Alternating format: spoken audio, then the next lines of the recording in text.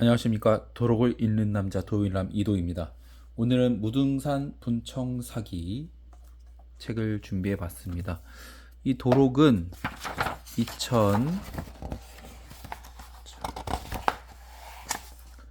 2013년도에 2013년도 7월 23일부터 10월 13일까지 국립 광주박물관에서 개최한 충효동 요지 이제 발굴주사 50주년 기념 특별전 진행했던 도록입니다.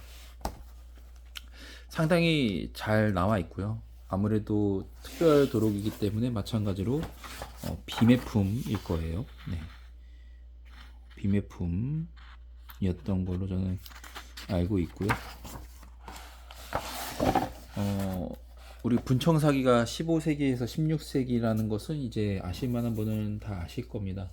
근데 이제 절대 편년을 예측할 수 있는 도편들이 좀 많이 나왔고, 좀 흔히 볼 수 없는 도편들, 완품에서는 볼 수 없는 도편에서 보면 볼 수 있는 또 그런 즐거움도 있고요. 또 완품을 반대로 이해하는데 중요한 또 절대현대 시대 편명이 적혀 있는 기물과 또 도안 그리고 음각으로 들어간 명문까지도 충분히 즐겁게 볼 수 있는 도록인 것 같아 오늘 준비를 해보았습니다. 가장 먼저 이제 충효동 요지의 역사에 대해 나와 있는데요. 간단하게 보시면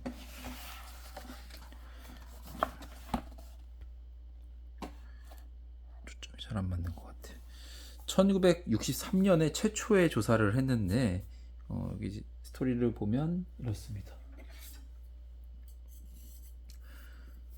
1961년에 이제 찾아졌던 것 같고요. 이때 최순호 선생님, 정혜박 선생님, 김정희 선생님, 김동현 선생님이 구성된 조사단이 국립박물관이 실시한 최초의 요지 발굴 조사였다.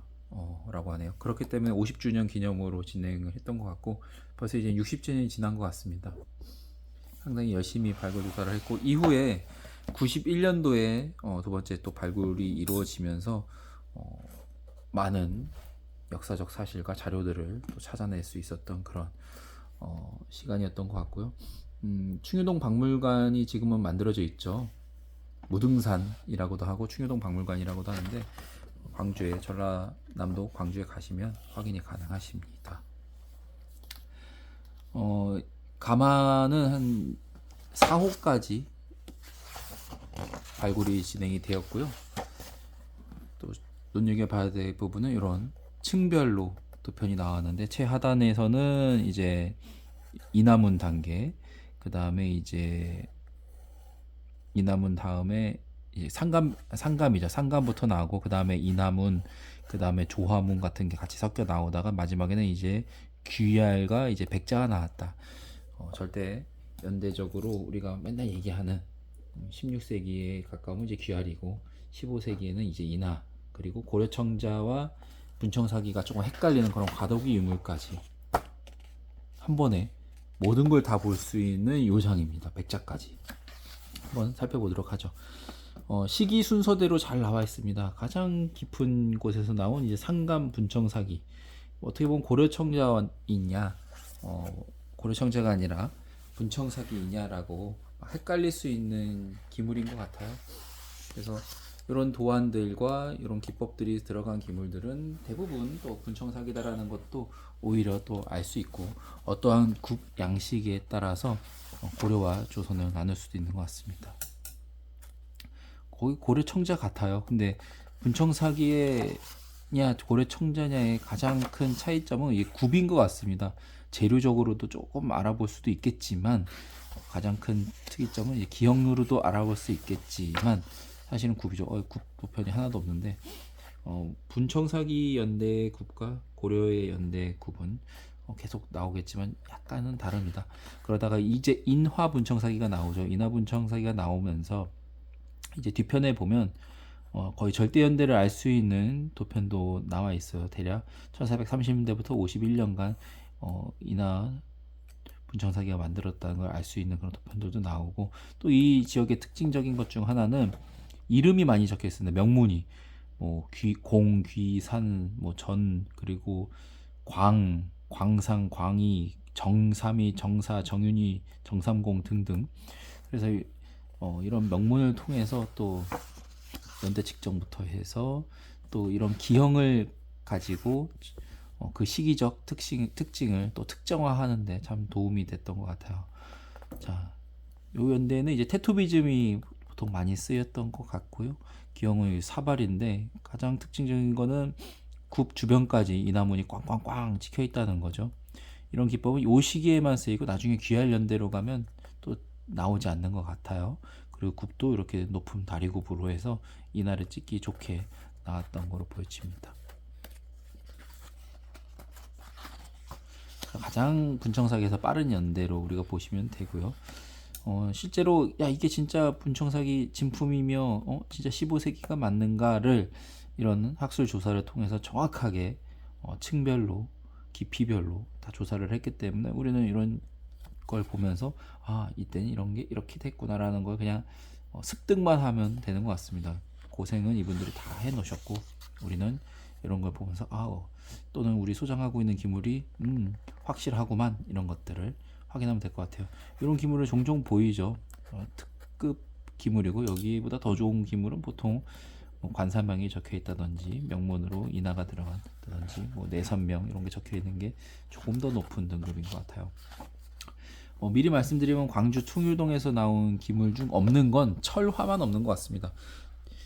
인화부터 시작해서 상감 청자부터 귀할, 박지 조합은 다 나왔는데 철화만 없더라고요.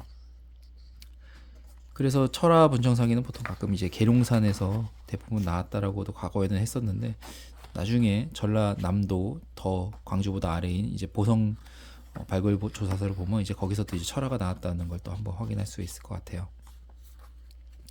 독특한 도안과 문양들을 확인할 수 있고 이포 같은 경우에는 고려의 흔적에서 이제 매병의 형태에서 약간 구연부가 넓어지는 이포 형태로 이렇게 바뀌게 되죠. 자, 그리고 이제 박지문은 여기 읽어보시면 백토를 바른 무늬에 외곽을 긁어내서 무늬를 도드라지게, 귀화를 예를 들어 다 칠한 다음에 바깥을 파내는 걸 이제 박지 기법이라고 하죠. 다 박지 기법으로 들어갔습니다. 다 귀화를 치고 바깥을 긁어내서 모양을 그린 이런 기법을 박지라고 하죠.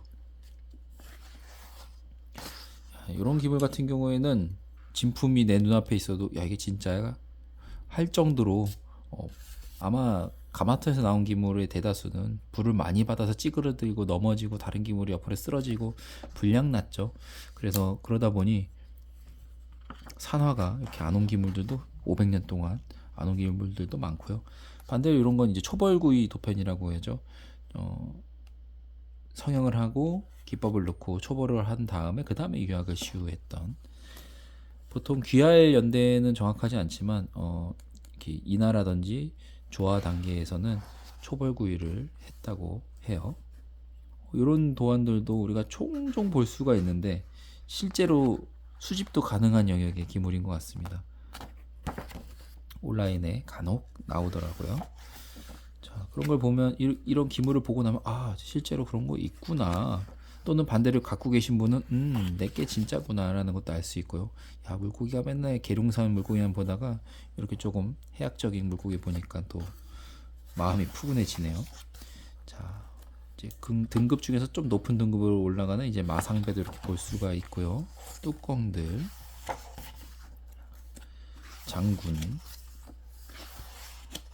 이걸 다 일일이 하나하나 손으로 캐내서 이런 기물들을 하나씩 사진에 찍어 놨다는 게 참 대단한 인력과 에너지죠. 항아리. 자, 조화문에서 좀 특징적인 부분은 요런 새 문양. 지금은 완품에서는 본 적이 별로 없을 것 같은, 저는 못 본 그런 이런 재미난 새 도안도 눈길을 끌었고요. 그리고 이제 개 무늬가 나올 텐데 여기 있다.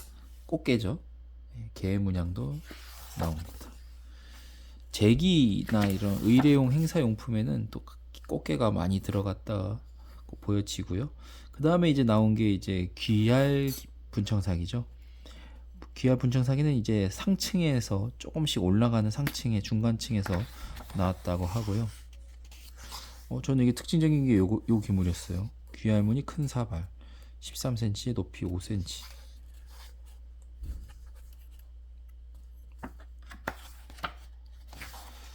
자, 그리고 이제 무등산 하면 저는 사실 이 기물들이 좀 떠오릅니다. 이 호리병형 주변과 이제 벼루, 그리고 괴, 보까지 굉장히 그 행사용, 의뢰용 기구가 많이 만들어졌는데, 그런 거로 봐서는 아주 고급품들을 많이 만들었던 왕실도자, 황실도자 또는 관납을 했던 도자기를 만들었던 A급 자기소였다는 것을, 상급 자기소였다는 것을 또 예측할 수가 있는 것 같고요.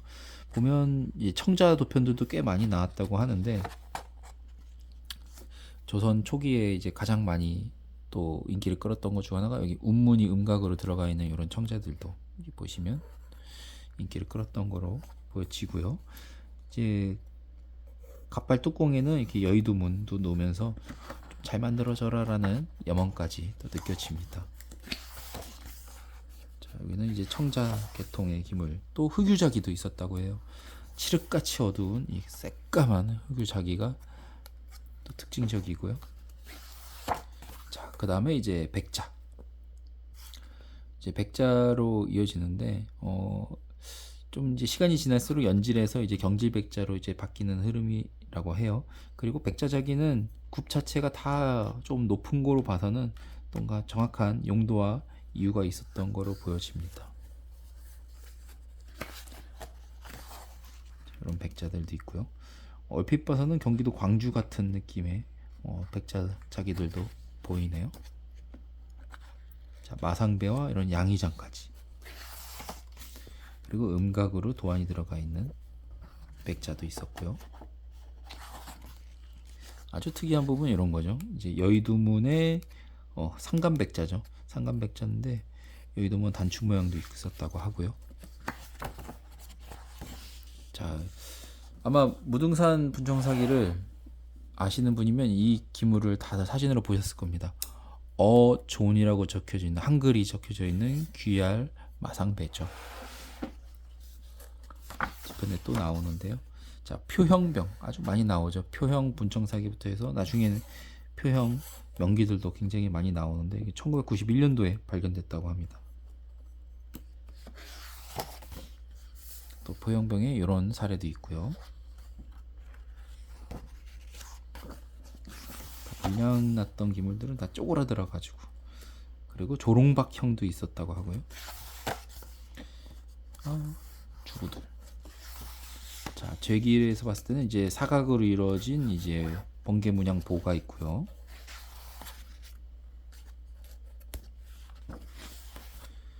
그리고 이제 번개 문양 또는 우리가 뭐 회자, 아자라고도 하는 문양이 들어가 있는 거 있고, 물결 문양. 그리고 이제 상가문이 괴인데, 이때까지만 해도 약간 고려의 느낌의 이제 도안들이 남아 있는 거로 봐서는 그런 문양들 자체의 사용에 있어서는 크게 뭐 아주 큰 변화는 이 분청사기 연대까지는 없었던 것 같고, 오히려 백자로 넘어가면서 완벽하게 어떻게 보면 유교 성리학으로 넘어가는 게 아니었나 싶은 생각도 뭐 개인적으로 듭니다. 제가 좋아하는 도안은 요 번개무늬 또는 회자 문양, 그리고 꽃게 문양을 좀 많이 좋아합니다. 너무 귀엽지 않습니까? 해학적이고. 한번 확대해서 살짝 봐볼까요? 저도 온라인에서 이제 좀 옛 기물들을 취급을 하다 보면 만질 기회가 왔었는데요. 꽃게를 딱 한 번 만져본 것 같습니다. 네, 아주 훌륭한 분이 또 가져가셨고요. 야, 이런 도안과 색감도 좀 아름답다는 것 누구나 알 수 있을 것 같아요. 자, 여기도 개문양이 이렇게 귀엽게 들어갔고,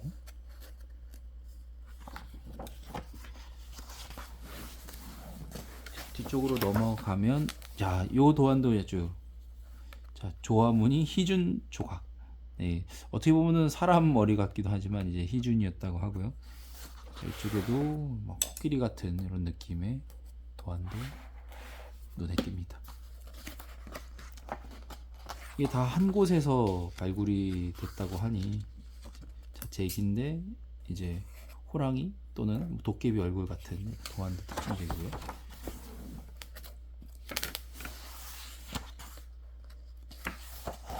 자, 벼루가 또 상당히 많이 나왔던 거로 알려져 있습니다. 또 음각으로 글씨가 새겨진 것들도 또 많이 있어서 좋은 사례가 된다고 볼 수 있고요. 가마터에서 이렇게 벼루가 많이 나온 지역은 또 이 지역밖에 별로 없는 것 같아요. 다른 지역의 발굴조사들을 봤을 때는 이 정도로 많은 벼루가 발견된 사례는 보지 못한 것 같아요.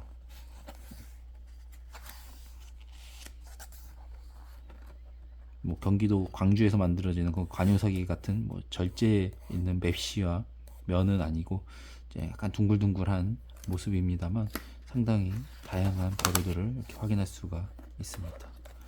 엄청 많네요. 그리고 이제 뒤쪽으로 가면 이제 지석이나 이제 묘지에 넣는 이런 판들, 조각들을 볼 수가 있었고요.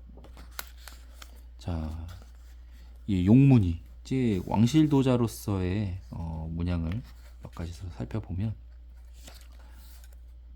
또 중요하게 보는 게 이제 무진내섬이라는 명문입니다.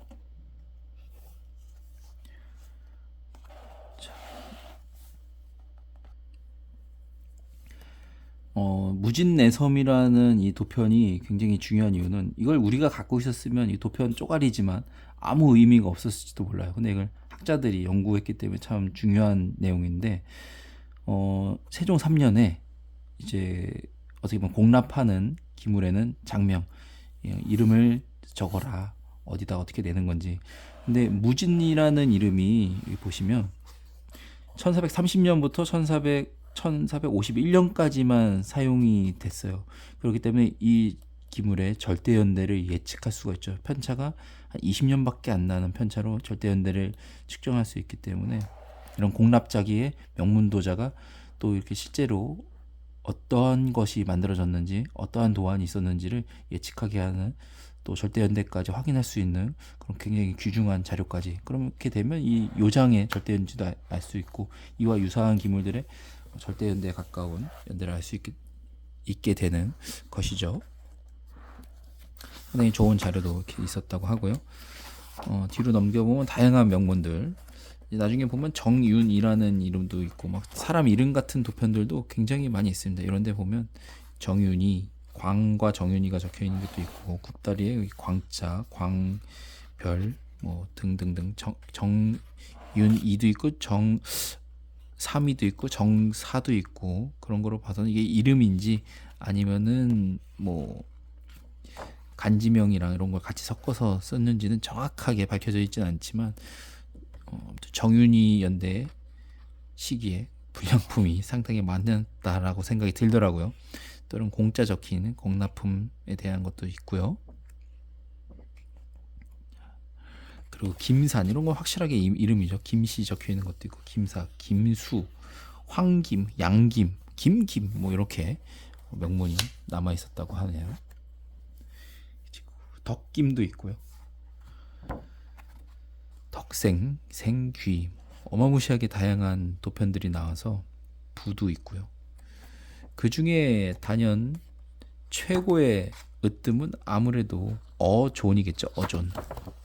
자, 이 어존. 귀 아래 이제 어존이라고 적혀 있어서 아마 궁중에 왕실에 납품을 했던 요장이라는 것을 정확하게 또 확인할 수 있는 도편인 것 같고요. 또 이런 용문양 또 함부로 못 썼죠. 발가락이 3개이긴 한데 용문양도 함부로 못 썼기 때문에 이곳은 왕실 도자기를 만들었던 곳으로 예상을 할 수가 있었습니다. 이 밖에도 다양한 힌트들이 많이 남겨져 있는 책인데요. 혹시 구하실 수 있는 분은 이제 국립광주박물관에서 나온 모등산 분청사기 도록을 한번 살펴봐 보시면 분청사기 수집에 있어서 굉장히 중요한 자료가 될 거라고 생각이 듭니다. 자, 오늘 도로 있는 남자 도일남 무등산 분청사기는 여기서 마치고요. 또 좋아요와 구독도 부탁드리면서 또 다음 주에 뵙겠습니다. 감사합니다.